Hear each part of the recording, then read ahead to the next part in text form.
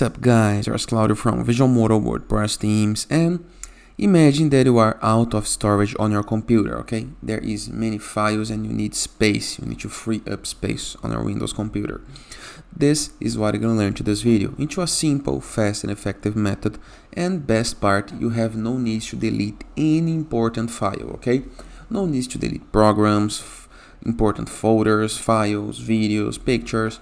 All you have to do is like the button of this video, and let's start it.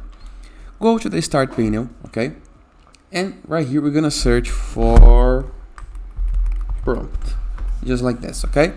Then you must run as administrator. This is very important. If you just open it, not gonna work, okay. So run as administrator. You're gonna see this pop-up, you say yes, and you're gonna be able to see this prompt, okay.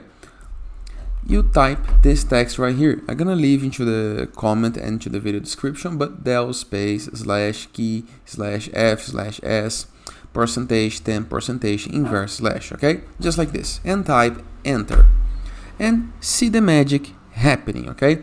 This is gonna delete all the temporary files on your computer, and you're gonna clear and free up a lot of space for you.